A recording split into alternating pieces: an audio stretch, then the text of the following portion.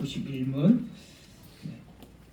90문, 이 89문, 90문 이런 부분들은 이제 지난주에 했던 내용과 비슷하기 때문에 새로운 죽음과 새로운 삶 이런 것이기 때문에 넘어가고, 오늘 91문입니다. 91문 제가 질문을 읽으면 답을 읽어주시면 되겠습니다. 91문, 선행이란 무엇입니까?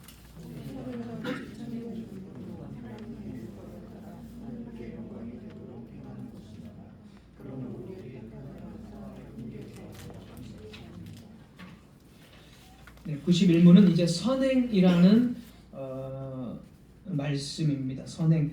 이 부분은 넘어갈까 생각도 했는데 그래도 기초적인 것을 좀 더 튼튼하게 간단하게 또 해야 될 것 같아서 아시는 내용이 좀 있겠지만 반복해서 말씀을 드리겠습니다. 우리 사회에서 착하고 선한 사람으로 불려지는 그런 사람들이 있습니다.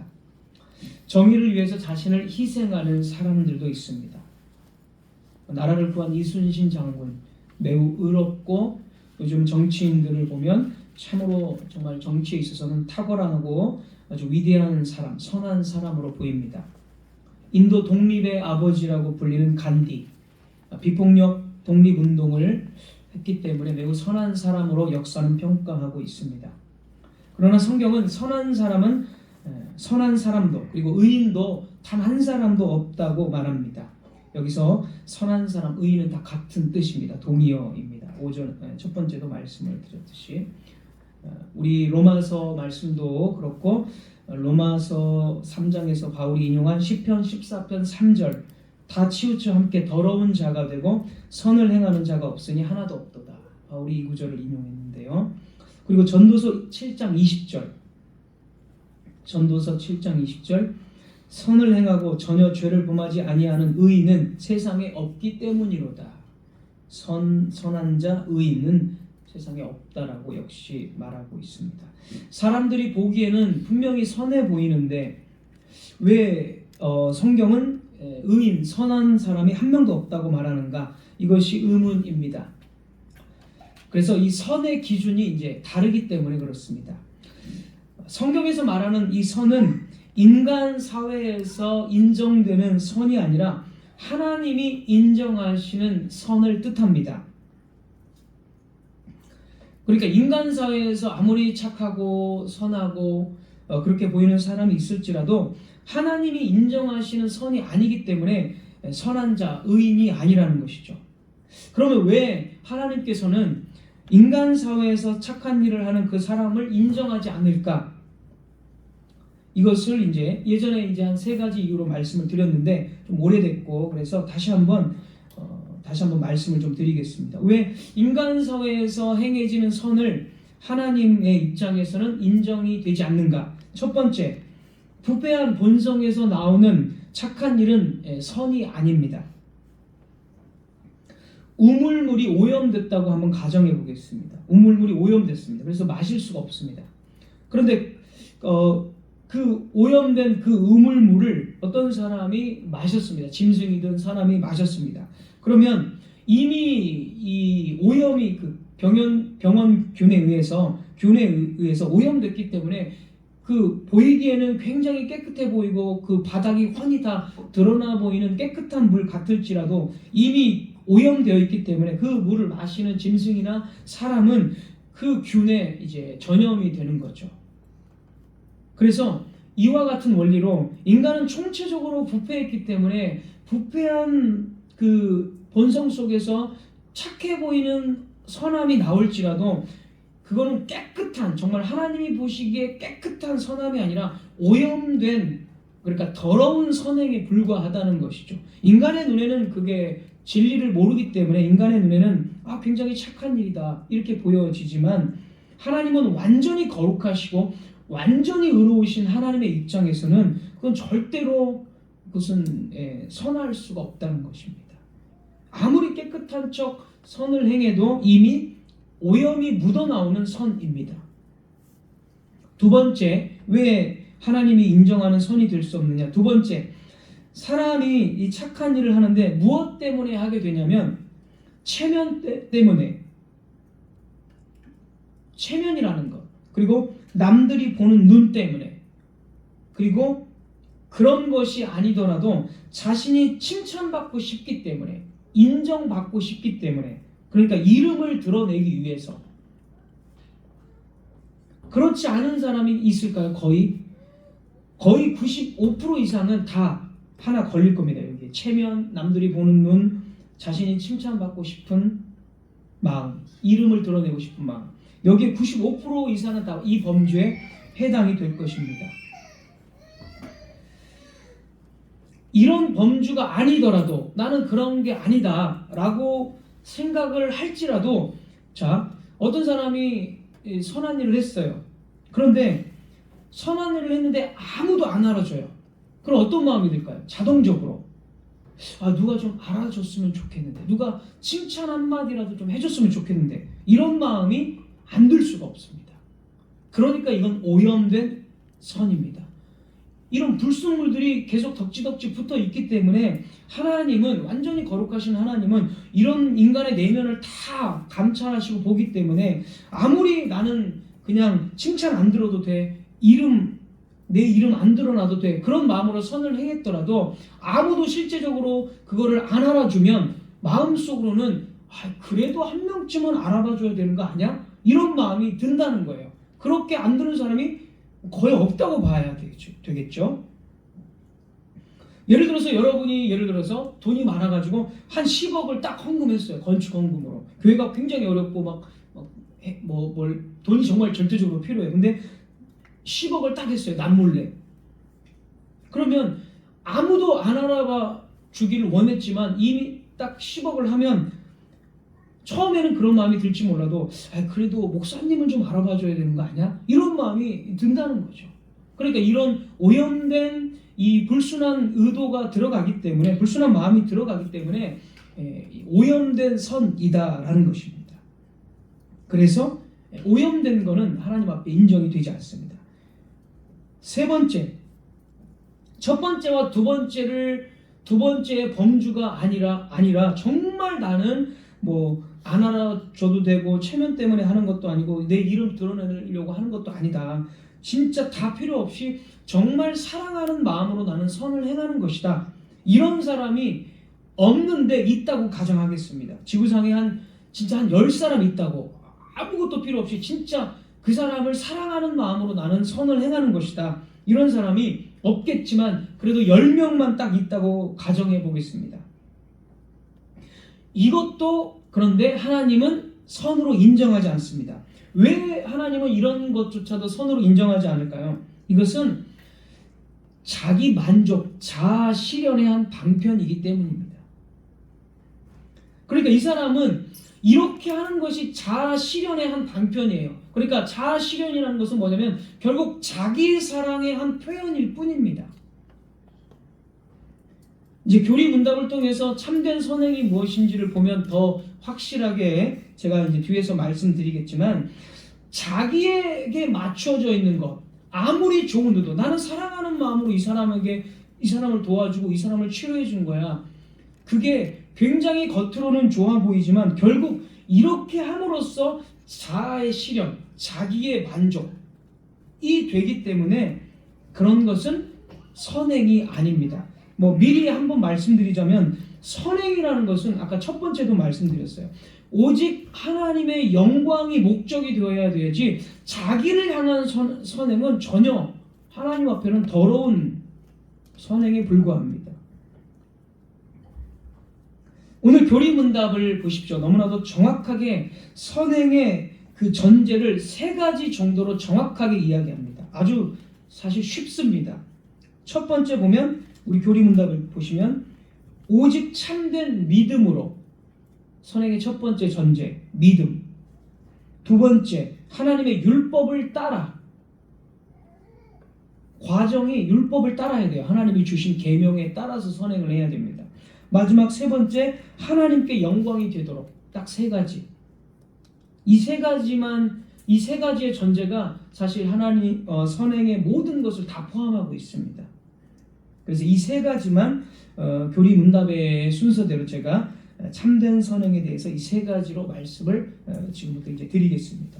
첫 번째, 오직 참된 믿음으로만 하는 행위가 선행입니다. 성경은 믿음이 없이는 하나님을 기쁘시게 할 수 없다라고 말합니다. 히브리서 11장 6절. 히브리서 11장 6절. 믿음이 없이는 하나님을 기쁘시게 하지 못한다. 우리가 아주 잘 아는 구절이죠. 겉으로 아무리 착하고 선해 보일지라도, 아무리 아름다운 행위일지라도 그것이 이 마음의 중심에서 나오는 믿음이 아니라면 하나님을 기쁘시게 할 수 없고 하나님은 그것을 선으로 인정하지 않습니다. 왜냐하면 참된 선이라는 것은 아까도 말씀드렸지만 하나님과의 올바른 관계가 먼저 맺어지고 나오는 것이기 때문에 그렇습니다. 하나님과의 관계 속에서 나오는 것이기 때문에. 불신자들이 착한 일을 하는데 오직 하나님에 대한 믿음 안에서 착한 일을 하는 경우를 우리는 볼 수가 없어요. 그냥 자기 만족 이런 차원에서 불신자들이 선행을 하는 것이지 그들의 목적이 마음의 중심에 하나님과의 관계 속, 언약 관계 속에서의 어떤 중심으로 믿음으로 절대 그럴 수 없는 거죠. 그러니까 불신자들의 선행은 하나님께서 인정하는 선행이 되지 않습니다. 구약을 보십시오. 가인이 제물을 드립니다. 제사를 드릴 때 하나님께서 가인의 제물을 받지 않으십니다. 왜 그렇습니까? 히브리서 11장 4절이 정확하게 이야기합니다. 왜 가인의 제물을 받지 않으셨는가? 아벨은 히브리서 11장 4절. 아벨은 믿음으로 더 나은 제사, 믿음. 가인은 오실 구속자에 대한 믿음이 없었어요. 아벨은 오실 구속자에 대한 믿음으로 이 피의 제사를 드렸습니다. 믿음으로 오실 구속자의 모형으로서 짐승의 피를 흘리게 해서 드렸어요. 그러나 가인은 오실 구속자에 대한 믿음이 아니라 그래서 피 흘림이 없는 제사였어요. 믿음이 없다고 분명히 이야기를 합니다.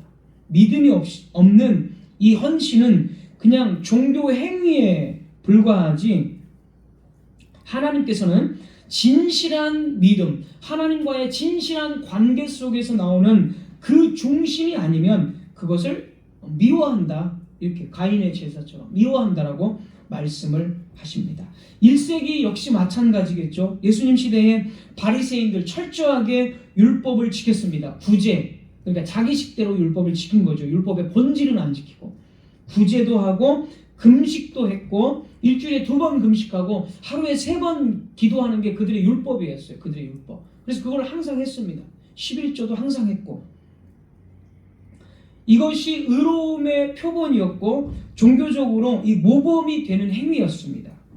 그러나 예수님은 마태복음 23장 27절에서 회칠한 무덤, 썩은 무덤이죠. 썩은 무덤. 우리 오늘 로마서 본문에서도 열린 무덤 뭐 이런 식으로 이야기하셨잖아요. 왜 그렇습니까? 이 바리새인들, 이 종교 지도자들의 행위는 사람 앞에 보이기 위한 것이었고 하나님을 향한 진실한 믿음으로 한 것이 전혀 아니었습니다. 하나님은 중심을 보시며 그 행위가 하나님을 신뢰하는 믿음에서 나온 것인가? 그것을 하나님은 보십니다. 그래서 예수님께서 이것도 이제 같은 다 맥락의 말씀인데 예수님께서 요한복음 15장에서 너희가 나를 떠나서는 아무것도 할 수 없다 이렇게 말씀하셨습니다. 아무것도 할 수 없다. 나를 떠나서는. 예수님 아니고서는 어떠한 선행도 선행이 아니다. 같은 의미겠죠. 예수님 안에서만 우리는 선행을 행할 수 있다. 예수님 이렇게 말씀하신 거예요. 그러니까 예수님 안에서 예수님을 뿌리로 해서 나무가 선한 열매, 좋은 열매를 맺는 것이지 예수님을 뿌리로 하지 않는 악한 뿌리에서 아무리 겉보기에 모양으로는 먹음직스러운 사과를 낸다 할지라도 먹었을 때는 이미 먹었을 때는 그거는 좋은 열매가 아니라는 거죠. 그냥 게살구라고 하죠. 아주 안 좋은 열매. 게살구 그런 빛 좋은 게살구 그런 속담이죠. 그런 열매에 불과합니다. 그래서 이 선행이라는 것은 예수님을 믿는 믿음 안에서 예수님을 뿌리로 들고 있는 그 언약적인 관계 속에서 나오는 행위입니다. 믿음 없이 나온 어떠한 것도 하나님은 선으로 받지 않으십니다.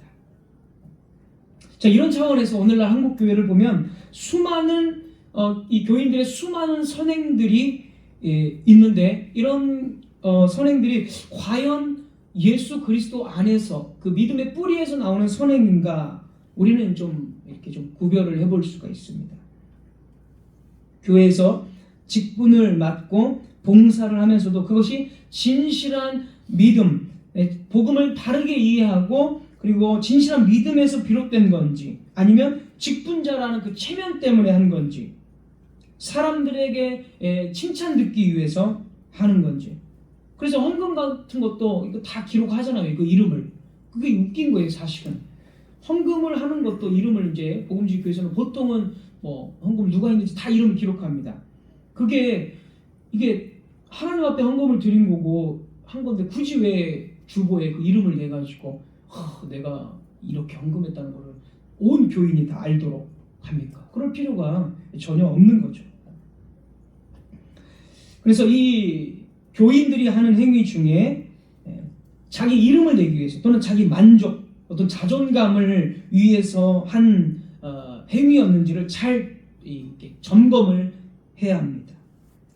어떤 사람은 정말 열심히 하는 사람이 있습니다. 열심히. 그러나 그 열심이 올바른 지식 안에서 올바른 믿음 안에서의 열심인지를 분명히 봐야 됩니다. 열심히 헌신하나 정말 참된 경건이 없는 경우가 많습니다. 열심히 어떤 사람은 헌신을 해요. 막 이것도 하고 저것도 하고 막 합니다. 그런데 생활이나 어떤 교인과의 관계를 보면 막 그냥 뭐 교인들을 막 어떤 자기의 우월감으로 눌러버린다든지 말로써 막 그 사람을 막 그렇게 모욕한다든지 어떤 위압감을 행사한다든지 자기가 교회에서 높은 어떤 그 위치를 차지하고 있을 때 열심히 헌신하면 사람들이 좀 이제 높여주니까 그런 식으로 해서 권위로 막 눌러버린다든지 소외된 사람들을 전혀 돌보지 않는다든지 이거는 헌신은 있으나 참된 경건은 없는 것입니다. 생활에서도 역시 경건의 모습을 찾아볼 수 없는 모습이 또 보이고 그래서 외적으로만 열심히 하는구나 저 사람 참 열심히 하고 섬기는구나 그런 평가를 외적으로는 받을지는 몰라도 과연 그것을 행하는 자기 자신이 예수 그리스도를 믿는 믿음으로 하는 것인가 아니면 그냥 나의 행위 경건의 모습을 보여주기 위한 것인가 이런 것들을 진지하게 분명하게 생각해 봐야 합니다. 그런데 이제 대부분의 교회들에서는 그런 거를 생각할 겨를을 주지 않습니다.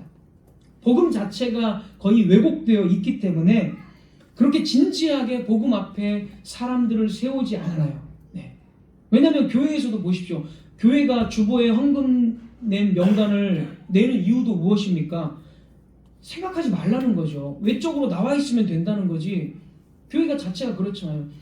주보에 이 헌금 명단을 교회가 싣는 것도 복음 앞에 정말 이렇게 생각해보고 자기 자신의 신앙을 점검하고 그런 교회라면 주보에 헌금 이름을 굳이 낼 필요가 없죠.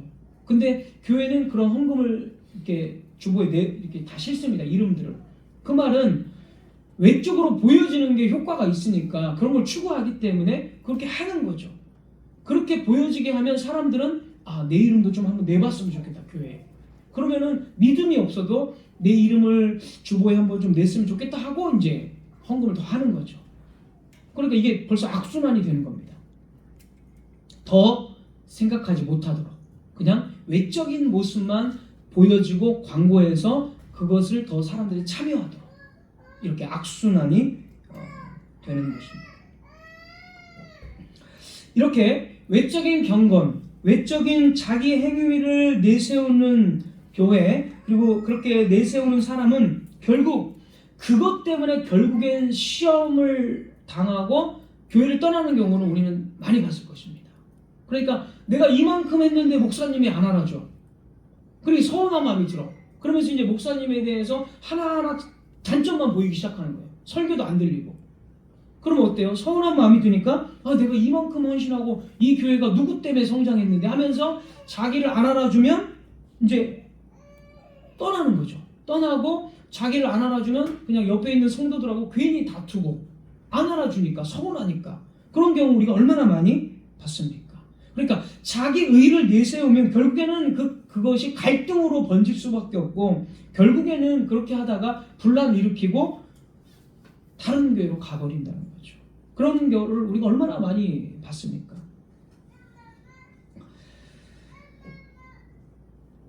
그렇기 때문에 결국 이러한 모습들은 교회 안에서 정말 안 하느니 못하는, 차라리 그냥 하지 말고 그냥 가만히 있으면 되는데 그러면 차라리 분란은 안 일으키는데 안 하느니 못하는 그런 열심과 그런 헌신이 되고 마는 것입니다. 자기 의로 세운 이 신앙의 기초는 복음이 아니고 결국 무너질 수밖에 없습니다.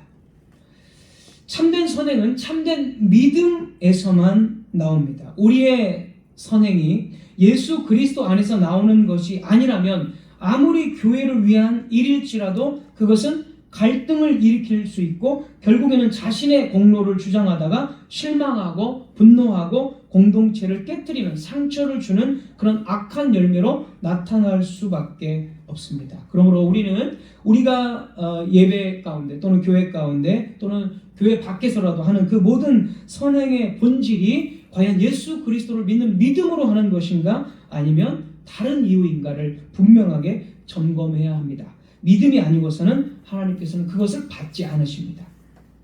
두 번째, 우리 교리문답에 나와 있는 대로 두 번째, 율법을 따라서 행하는 것, 그것만이 선입니다. 율법은 한자로 이 법율자, 법률 또는 규칙율자 이런 뜻입니다. 법은 역시 또 법이고, 그러니까 규칙과 법도 이렇게 생각하시면 되겠습니다. 규칙과 법도, 이것을 율법이라고 하죠. 그래서 법도를 따라 다스린다, 그렇게 이해해도 되겠습니다. 그래서 율법이라는 것은 하나님의 백성이 어떻게 하나님의 다스림을 받는가, 어떤 그런 기준, 그것을 율법이라고 합니다. 하나님은 이제 율법을 주셨는데 이 율법은 좁게는 하나님께서 시내산에서 주신 10계명을 가리킵니다. 율법 하면 그냥 10계명 떠올리시면 됩니다.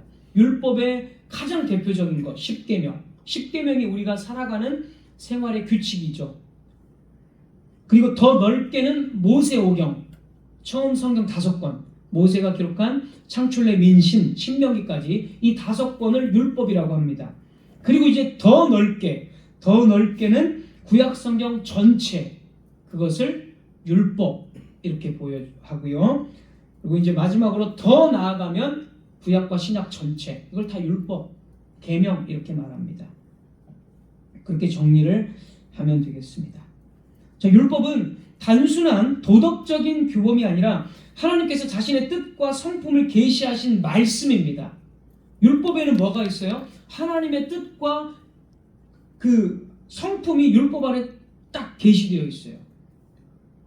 나 외에는 다른 신을 섬기지 말라. 하나님의 뜻과 하나님이 어떤 분이신지를 딱 드러냈잖아요. 하나님만이 유일신이시고 다른 모든 것들은 우상에 불과합니다. 하나님의 뜻과 성품이 율법에 딱 계시되어 있어요. 이게 율법입니다. 그래서 이 율법을 통해서 하나님의 백성들이 어떻게 하나님을 사랑해야 되는가, 나 외에는 다른 신을 두지 말라, 그 다음에 새긴 우상을 만들지 말라, 어떻게 섬겨야 되는지가 다 나와 있어요. 이렇게 그것을 구체적으로 명령한 것이 바로 율법입니다. 이 율법은 단지 외적인 행위의 규칙이 아니라 마음과 뜻과 정성과 생명을 다해서 하나님을 사랑하라는 것이 첫 번째고, 그리고 내 이웃을 내 몸과 같이 사랑하라는 것이 둘째 계명, 두 번째입니다. 그래서 예수님께서 10계명을 딱 두 가지로 요약을 해주셨죠. 온 마음과 뜻을 다해서 하나님을 사랑하고 그와 같이 내 이웃을 내 몸과 같이 사랑해라. 이것이 온 율법과 선지자의 명령이었다. 예수님이 이렇게 말씀을 해석을 해 주셨습니다. 그게 율법입니다. 이 율법에 맞아야 되는 거예요. 율법을 어기면서 선행을 하면 이거는 하나님 보시기에 악한 것입니다. 사람들은 종종 내가 옳다고 생각하는 것, 양심의 거리낌이 없는 것, 혹은 다수의 사람들이 좋다고 여기는 것을 선이라고 여깁니다. 그러나 그런 인간의 기준이 아니라 율법, 기준이 율법이에요. 율법. 하나님의 율법에 따라 행하는 것만이 선입니다. 사사시대에 아주 유명한 구절, 사사기의 유명한 구절이 뭐냐면, 그때에는 이스라엘의 왕이 없으므로 사람이 각기 자기 소견에 옳은 대로 행하였더라. 사사기의 타락상을 이렇게 한 3번 보여주면 이 구절이 3번 정도 나옵니다. 자기 소견에 옳은 대로 했지만 하나님은 그것을 아주 나쁘게 지금 말하고 계시죠. 잠언 14장 12절, 잠언 14장 12절 이렇게 말합니다.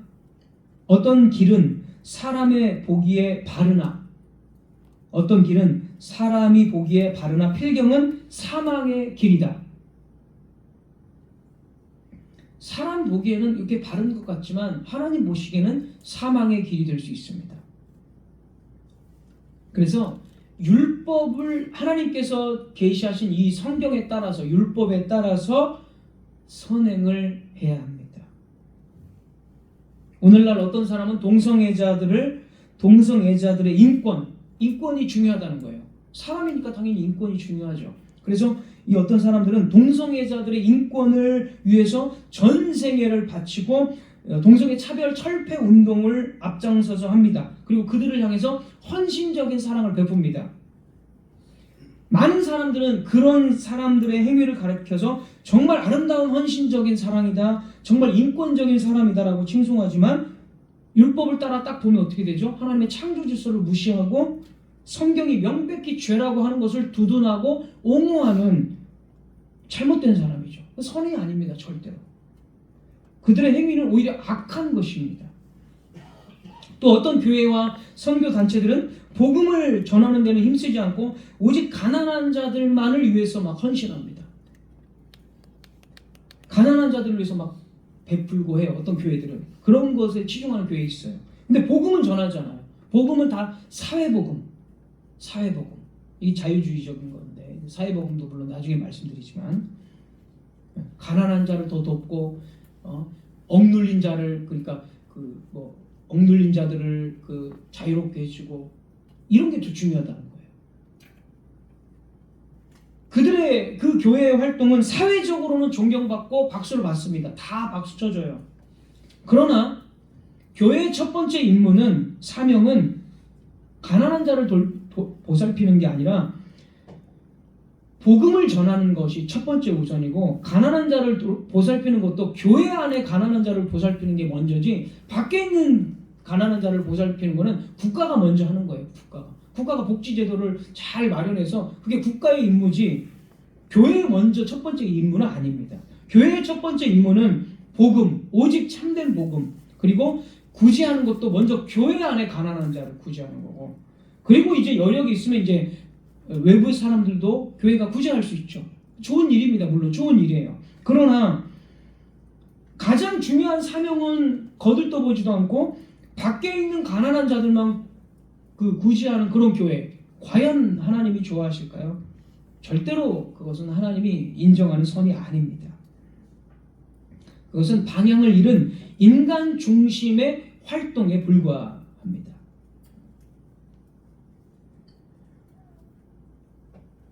율법을 따라서, 하나님의 성도들이 행하는 선한, 참된 성도들이 행하는 그 선이 왜 진짜 하나님이 인정하는 선행이 되느냐? 아까 예수님의 뿌리를 두고 하는 것이기 때문에도 그렇지만, 로마서 8장 1절에서 3절을 보면 성도들은 율법을 문자적으로 지키지 않아도 성령 안에서 율법의 그 목적을 이뤘기 때문에 그렇습니다. 로마서 8장 1절에서 4절까지 여러분이 한번 읽어보세요. 성도들은 성령이 있어요. 성령이 있어서 율법을 문자 그대로 지키지 않지만 성령께서 율법을 성취된 예수 그리스도 안에서 본질적인 것을 지키기 때문에 그것을 성령께서 하시기 때문에 성도가 행한 선행은 인정된다는 겁니다. 예를 들어서 가난한 자를 도울 때도 그냥 동정심에서 도우는 것이 아니라 자신이 먼저 예수 그리스도 안에서 긍휼과 용서하심을 받은 자이기 때문에 그 복음의 능력을 따라서 말과 행위로 돕는 거죠. 성령이 그렇게 율법의 본질을 이루게 하십니다.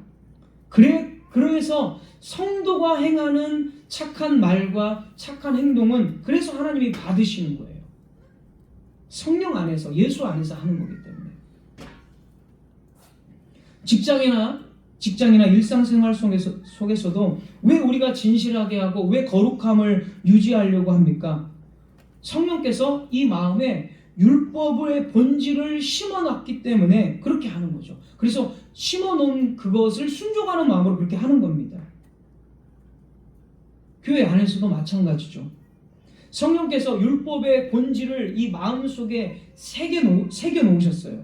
그래서 공동체 안에서도 우리가 성도들을 섬기고 좋은 말을 해주고 위로의 말을 해주고 서로 반갑게 인사하고 또 서로를 용납하고 돌보는 것,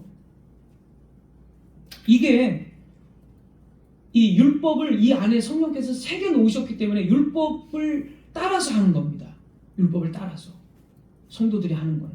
그래서 하나님이 인정하시는 거예요. 성도들의 말 한마디, 섬김, 손길, 배려, 이런 것들. 이런 것이 바로 율법을 따라 행하는 경우가 됩니다. 마지막 세 번째, 우리 교리문답 그대로 세 번째는 하나님께 영광이 되도록 행하는 것. 선행의 목적은 하나님께 영광입니다. 성경은 골로새서 3장 23절 무슨 일을 하든지 마음을 다하여 주께 하듯 하고 사람에게 하듯 하지 말라. 사람에게 하듯 하지 말라. 주께 하듯 해라. 주님께 영광. 바울도 로마서에서 고린도전서인가요? 먹든지 마시든지 하나님의 영광을 위해서 하라. 고린도전서. 먹는 것도 하나님의 영광을 위해서. 모든 것도. 그러니까 먹는 거에 있어서 하나님의 영광이 안 된다. 그럼 안 하는 거죠. 하나님의 영광이 되면 먹는데 아무 문제가 없으나 내가 먹는 거에 있어서 하나님의 영광이 안 되면 안 먹는 겁니다. 뭐든지 다 하나님의 영광을 위해서 하는 것이기 때문에. 그래서 내가 무엇을 했느냐가 아니라 나의 동기가 하나님의 영광을 위해서 지금 하고 있는가. 이게 동기가 되어야 돼요. 내 어떤 만족 이런 것은 이제 동기가 벌써 불순한 겁니다. 내가 하나님의 영광을 위해서 내가 교회에 나가고 하나님의 영광을 위해서 교회에서 남들보다 그래도 좀 더 섬기고 남들보다 조금 더 헌신하고, 이게 하나님의 영광, 주님의 교회, 나라를 위해서 하는 그런 동기가 있어야 되고, 그리고 그것이 이제 율법에 따라서 말씀에 있어서 말씀을 거스르는 것이 아닌 것으로 되어야 됩니다. 그런 것이 바로 선행입니다. 자기 영광, 자기 만족과 이기심은 교회 내 갈등과 분열의 씨앗이 됩니다. 하나님께 영광을 돌리는 행위는 내가 드러나는 행위가 아니라 하나님의 거룩하심과 하나님의 뜻이 드러나는 행위가 되어야 합니다. 자기중심적인 것, 이런 모든 선행은 아무리 많이 하고 열심히 한다 할지라도 자기중심적인 이 모든 것들은 하나님께서 인정하지 않으십니다. 말씀을 맺도록 하겠습니다. 선행에 관해서 우리가 첫째, 오직 참된 믿음으로만 행하는 것이 선행의 출발점임을 잊지 마십시오.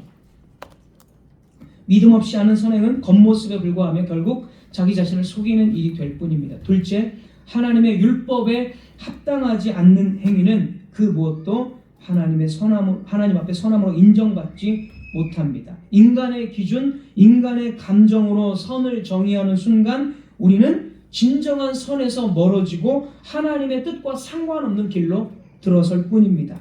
셋째, 모든 선행의 최종적인 목적은 반드시 하나님께 영광을 돌리는 데 있어야 합니다.